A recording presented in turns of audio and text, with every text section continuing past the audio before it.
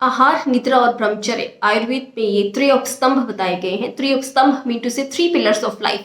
अगर इनमें से एक भी पिलर या उपस्तंभ खराब हो जाता है तो आपकी लाइफ के ऊपर वो बहुत गलत असर डालता है। आहार मीन टू से आपका फूड, निद्रा मीन टू से नींद। अगर कभी ना कभी नींद नहीं आना, कभी ऐसा हो जाना, ये तो बहुत कॉमन बात है, लेकिन कई लोग ऐसे होते हैं जिनको काफ़ी सालों से प्रॉब्लम रहती है, कुछ महीनों से प्रॉब्लम रहती है, तो उनकी लाइफ के ऊपर बहुत गलत असर पड़ता है।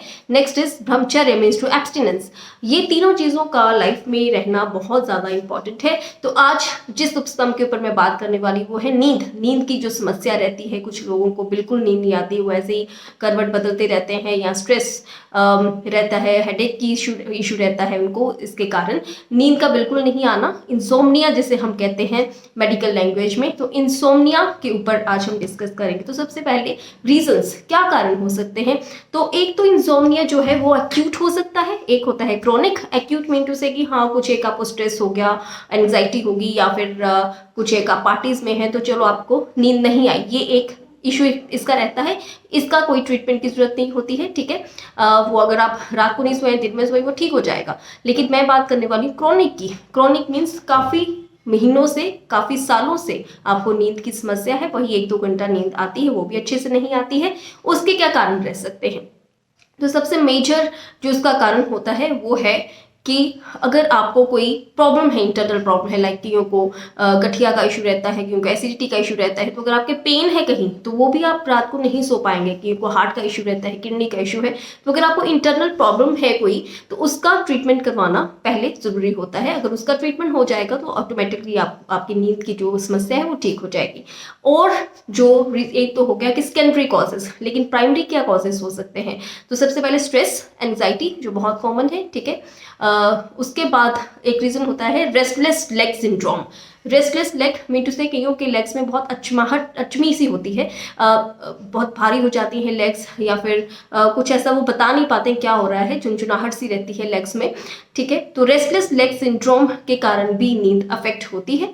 नेक्स्ट रीज़न की एक ब्लू स्क्रीन का आजकल बहुत है कि या तो हम लेट नाइट ब्लू स्क्रीन के ऊपर काम करते रहते हैं लैपटॉप्स में, या फिर मोबाइल का हम लेट नाइट अगर इस्तेमाल करते हैं सोने से अगर एकदम पहले हम मोबाइल लेकर बैठे हैं, उससे भी हमारे जो हार्मोन्स हैं इसके ऊपर असर पड़ता है। जो हमारा सर्केडियन रिदम है या बायोलॉजिकल क्लॉक जो होती है वो उसके कारण इफेक्ट होती है। बायोलॉजिकल क्लॉक मेलाटोनिन नाम का एक हार्मोन रहता है हमारे ब्रेन में, जो कि पिनियल ग्लैंड रिलीज करती है। वो कब रिलीज होता है, जब अंधेरा होना स्टार्ट हो जाता है। बायोलॉजिकल क्लॉक हर एक मैमल्स या फिर जितने भी जानवर हैं, पशु पक्षी हैं, हर किसी में बायोलॉजिकल क्लॉक फिट किया रहता है नेचर ने। तो आप देखते हैं कि पक्षी वगैरह भी जो होते हैं, जैसे ही अंधेरा होता है वो अपने घोंसलों की तरफ मुड़ना स्टार्ट हो जाते हैं, और जैसे ही सुबह होती है वो खाने के लिए निकल पड़ते हैं। तो वैसे ही इंसानों का भी बायोलॉजिकल क्लॉक नेचर ने ऐसे ही सेट किया है, लेकिन हमने आर्टिफिशियल लाइट बनाई है, हमने लैपटॉप में ऐसे वर्क करते हैं। ब्लू लाइट के कारण क्या होता है कि हमारा जो मेलाटोनिन है वो सिक्रीट नहीं हो पाता है, क्योंकि वो अंधेरे में सिक्रीट होना होता है। लेकिन जब हम लाइट में रहते हैं तो हमारे बॉडी को लगता है कि अभी भी लाइट ही है, अभी भी दिन ही है, तो मेलाटोनिन सिक्रीट नहीं हो पाता है। ये सर्केडियन रिदम जो है वो डिस्टर्ब हो जाता है, तो एज ए रिजल्ट नींद भी डिस्टर्ब होती है। नींद के नहीं आने को आयुर्वेद में अनिद्रा कहा गया है, और अनिद्रा का जो कारण है वो है कफ का कम हो जाना। अगर आपकी बॉडी में कफ का इम्बैलेंस हो गया है, कम हो गया है, उसकी जगह पर वात अगर बढ़ गया है कुछ एक कारणों से, उसके कारण भी नींद नहीं आती है। तो कुछ टिप्स जो रहेंगे कि आपको एक साउंड स्लीप आए, और अगर आपको कोई प्रॉब्लम इशू नहीं है, ऐसा सेकेंडरी कॉज नहीं है, तो आप क्या कर सकते हैं। सबसे पहले तो एक अपना रूटीन बनाएं कि आपको एक ही समय पर उठना है और एक ही समय पर आपको सोना है। ये रूटीन आप फॉलो करने की कोशिश करें। ये नहीं है कि वीकेंड्स पर आप लेट नाइट आ रहे हैं, लेट नाइट सो रहे हैं, ऐसा नहीं करें। जिनको नींद की समस्या है वो एक ही टाइम अपना रूटीन रखें कि सोने का भी और उठने का भी कोशिश करें। And second is exercise. Exercise is must. आप कम से कम आधा पौना घंटा मॉर्निंग में, चाहे वो सिंपल वॉकिंग ही है, वो ज़रूर करें। मेडिटेशन आप साथ में कर सकते हैं, योगा आप साथ में कर सकते हैं, ये आपको काफ़ी हेल्पफुल रहेगा।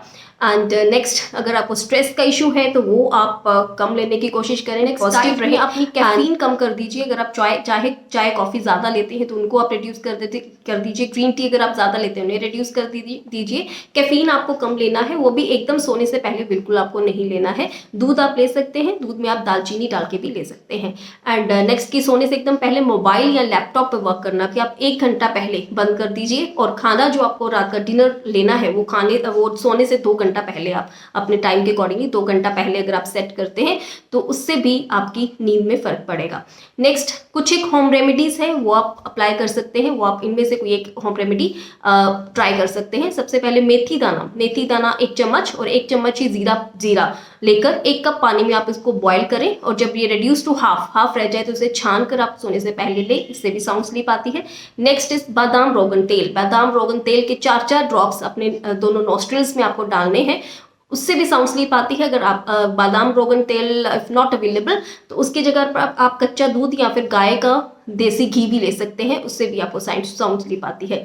या फिर बनाना शेक आप ट्राई कर सकते हैं, सोने से कुछ 1-2 घंटा पहले बनाना शेक आप ले सकते हैं, क्योंकि वो आपका कफ बढ़ाएगा तो उससे भी नींद आ जाती है।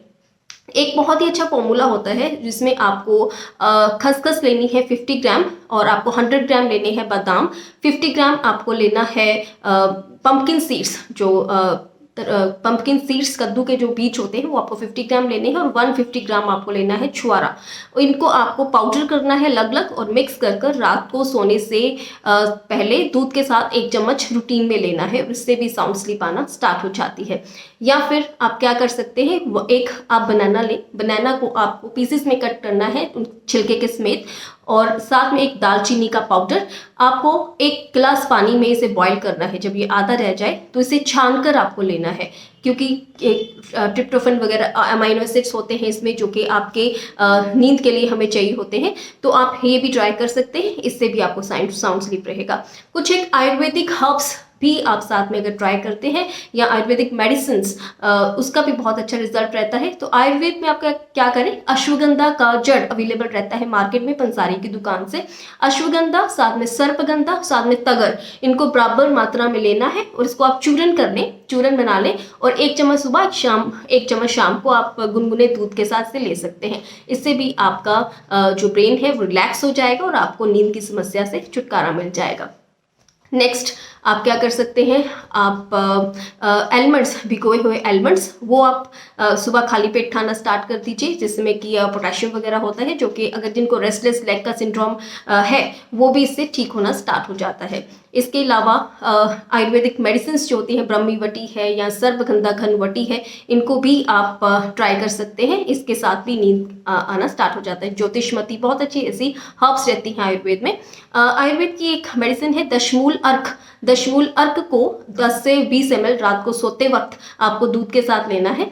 और एक होता है दशमूल क्वाथ, हमें दशमूल क्वाथ नहीं लेना है, वो अलग चीज़ होती है। दशमूल अर्क लेना है। दशमूल अर्क 10 से 20 ml हमें दूध के साथ रात को लेना है, इससे भी साउंड स्लीप आती है। लेकिन इन सब में से आपको 1 या 2 प्रोसीजर्स ही करने हैं, ज़्यादा आपको नहीं करना है। जो आपको सूटेबल लगे वो आप कर सकते हैं। इसके अलावा आयुर्वेद की एक थेरेपी, पंचकर्मा की थेरेपी रहती है, शिरोधारा आप करवा सकते हैं। शिरोधारा आपके ब्रेन के नर्व्स को रिलैक्स कर देता है और वो आपको हेल्पफुल रहता है आपके इंसोम्निया में। और एज वेल नश्य जैसे मैंने बताया कि ड्रॉप्स आपको डालनी है, तो आप मेडिकेटेड ऑयल भी ले सकते हैं, आप अनु तेल ले सकते हैं, शरबिंदु ऑयल भी ले सकते हैं, उसको भी आप नॉस्ट्रिल्स में डाल सकते हैं। और नहीं अवेलेबल है ये सब या आपको नहीं मिलते हैं तो आप बादाम रोगन का ऑयल या फिर कच्चा दूध, इसको भी यूटिलाइज कर सकते हैं। और रात को सोते वक्त जैसे कि पैरों के तलियों की घी के साथ मालिश करना, फॉरहेड की मालिश करना, ये सब भी आप अप्लाई कर सकते हैं अच्छी नींद के लिए, साउंड स्लीप के लिए। या फिर आप जब सोते हैं तो कुछ मेडिटेशन के लिए म्यूजिक्स अवेलेबल हैं, वो आप कुछ लगा सकते हैं। लाइट्स आप ऑफ करके रखें, आपको डिस्टर्ब ऐसी जगह पर सोएंगे यहाँ आपको डिस्टर्बेंस नहीं हो, बेड आपका जो है वो बिना डिस्टर्बेंस के होना चाहिए, आप कंफर्टेबल होना चाहिए। So this is all about insomnia. और ये इनमें से आप कुछ एक होम रेमेडीज या मेडिसिन जो है वो यूज करके आप अपने इंसोम्निया में हेल्प कर सकते हैं। एंड सबसे बड़ी बात, कुछ लोग नींद की गोलियां लेते हैं, ट्रैंकुलाइजर्स वगैरह लेते हैं, तो वो डेफिनेटली उसके साइड इफेक्ट्स रहते हैं और कुछ टाइम डालकर वो भी असर करना बंद कर देते हैं। लेकिन अगर आप ये सब टिप्स को और रेमेडीज़ को अगर करेंगे तो कुछ टाइम बाद आपके ट्रैंकुलाइजर्स भी छूट सकते हैं। So this is all about insomnia. Thank you so much.